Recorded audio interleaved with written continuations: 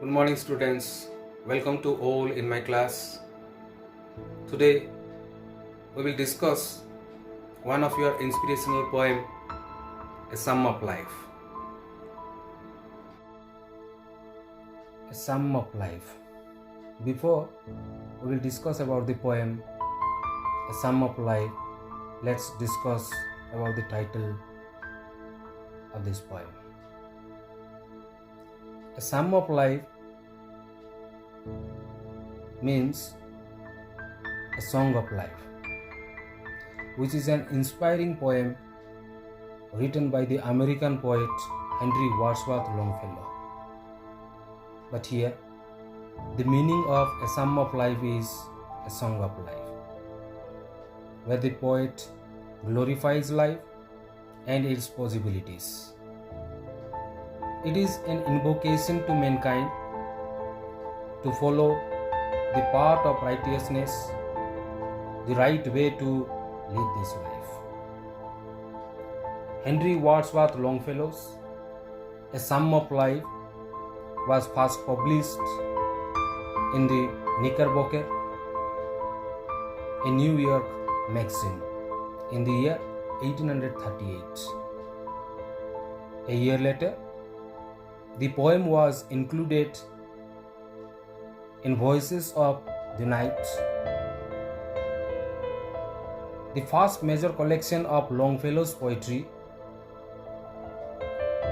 Readers were immediately drawn to the poem's inspirational message, and A Sum of Life contributed to Longfellow's rapidly growing popularity. Between 1848 and 1882, the poem was translated into various languages, including French, German, Dutch, Chinese, Italian, Portuguese, and Russian. By the late 20th century, however, A Sum of Life was less highly regarded, being simply considered a historical document that represents a certain mood of 19th century America.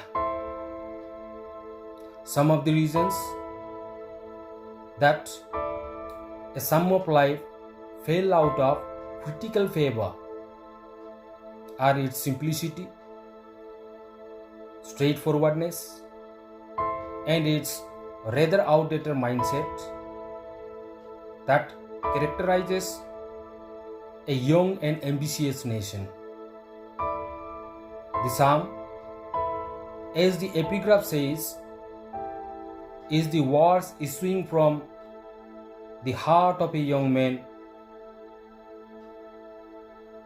The identity of the psalmist is not revealed, but it could be Longfellow himself, who struggled to come to terms with the death of his wife in the year 1853. So here discussed about the title Sum of Life. Let's know about the author Henry Wadsworth Longfellow. Henry Wadsworth was an American poet and educator. Longfellow was born in Portland, in Maine. He studied at Bowdoin College and then became a professor at Bowdoin College. Look at this. First he studied in Bowdoin College and became a professor at Bowdoin College, and later at Harvard College after spending time in Europe. His first major poetry collections were Voices of the Night in the year 1839 and some ballads and other poems in 1841. He retired from teaching in the year 1854 to focus on his writing.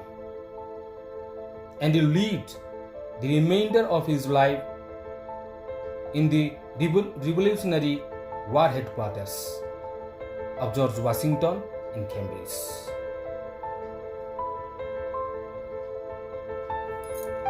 ପିଲାମାନେ ଯେମିତି ଆଜି ଆମେ discus କରୁଛେ Sam of life ବିଷୟରେ ଆଉ Sam of life ପଦ୍ୟର କବି ଲଙ୍ଗଫେଲୋଙ୍କ ଉପରେ। ଆଜି ଆମେ ପଢ଼ୁଛେ ଆମେରିକାର କିମ୍ବଦନ୍ତୀ ପାଲଟିଥିବା କବି ହେନରୀ ୱାର୍ଡସୱାର୍ଥ ଲଙ୍ଗଫେଲୋଙ୍କର ଅନୁପ୍ରାଣିତ କବିତା a psalm of life. A psalm of life ଅର୍ଥାତ୍ ଜୀବନର ସଙ୍ଗୀତ, ଯାହା ଜୀବନ ତଥା ସମ୍ଭବତାର ଗୁଣଗାନ କରେ। ଏହି କବିତା ମାଧ୍ୟମରେ ମଣିଷ କିପରି ଏକ ସଠିକ୍ ଜୀବନ ତଥା ସଠିକ୍ ପଥକୁ ଅନୁସରଣ କରି ଏକ ସୁଜୀବନ ଅତିବାହିତ କରିବ, ତାହା ଭଗବାନଙ୍କର ପାଖରେ ଏକ ପ୍ରାର୍ଥନାର କବିତା।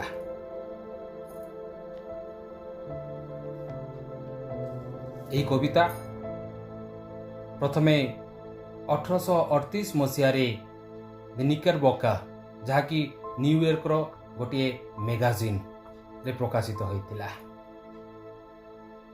ପରବର୍ତ୍ତୀ ସମୟରେ ଏହାର ଲୋକପ୍ରିୟତା ଦ୍ରୁତ ଗତିରେ ବଢ଼ିବାରେ ଲାଗିଲା ଏବଂ ଏହା 1848ରୁ 1882 ମସିହା ମଧ୍ୟରେ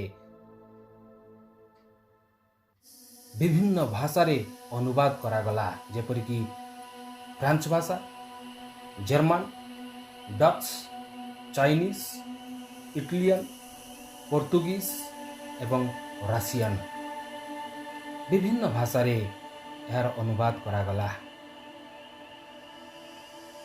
ପୋର୍ଟଲ୍ୟାଣ୍ଡରେ ଜନ୍ମଗ୍ରହଣ କରିଥିବା ଲଙ୍ଗଫେଲୋ ଥିଲେ ଆମେରିକାର ଏକ କବି ତଥା ଶିକ୍ଷାବିତ୍।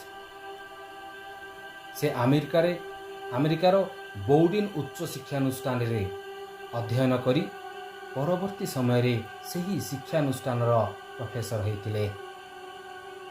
କିଛି ବର୍ଷ ପରେ ସେ ୟୁରୋପର ହାର୍ଭାର୍ଡ କଲେଜରେ କାର୍ଯ୍ୟରତ ଥିଲେ। 1839 ମସିହାରେ ଭଏସେସ୍ ଅଫ୍ ଦି ନାଇଟ୍, 1841 ମସିହାରେ କିଛି ଗୀତି କବିତା ଥିଲା ତାଙ୍କର ପ୍ରଥମ ଆବିର୍ଭାବ। 1854 ମସିହାରେ ସେ ଅବସର ଗ୍ରହଣ କରିଥିଲେ ଏବଂ ନିଜ ଅବଶେଷ ଜୀବନରେ ସେ ନିଜର ଲେଖା ଉପରେ ଧ୍ୟାନ କେନ୍ଦ୍ରିତ କରିଥିଲେ ଏବଂ ପରବର୍ତ୍ତୀ ସମୟରେ ପରବର୍ତ୍ତୀ ପର୍ଯ୍ୟାୟରେ ଆମେରିକାର କିମ୍ବଦନ୍ତୀ ପାଲଟି ଯାଇଥିଲେ ଲଙ୍ଗଫେଲୋ। ବର୍ତ୍ତମାନ ଆମେ ଜାଣିଲେ କବିତାର ଶୀର୍ଷକ ତଥା କବିଙ୍କ ବିଷୟରେ।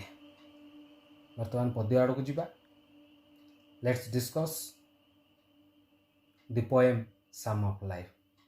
Before we will discuss the Sum of Life, let's read out the poem Sum of Life. Tell me not in mournful numbers, life is but an empty dream, for the soul is dead that slumbers, and things are not what they seem. Life is real, life is earnest, and the grave is not its goal. Dust thou art, to dust thou returnest, was not spoken of the soul. Not enjoyment and not sorrow is our destined end or way, but to act that each tomorrow finds us further than today. Art is long and time is fleeting, and our hearts short and brave, still like mortal drums are beating funeral marches to the grave. In the world's broad field of battle, in the bivouac of life, be not like dumb, driven cattle, be a hero in the strife. Trust no future, however pleasant. Let the dead past bury its dead. Act in the living present, heart within and God overhead. Lives of great men all reminds us we can make our lives sublime and departing leave behind us footprints on the sand of time.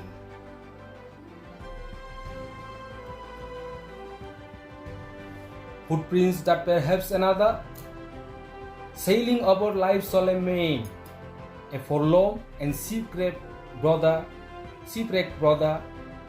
seeing shall take heart again. Let us then be up and doing, with a heart for any fate, still achieving, still pursuing, learn to labor and to wait.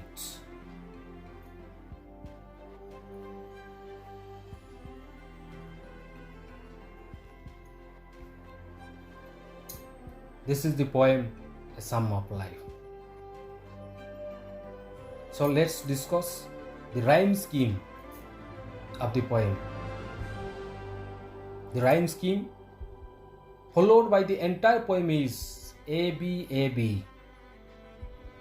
End rhyme scheme is used to make the stanza melodious. The rhyme occurs within the second and third lines and again within the second and fourth lines. The rhyming words are number, slumber, dream and sleep. This is the rhyme scheme of the poem A Sum of Life. This is the introduction to the poem The Sum of Life, as well as the poet Longfellow.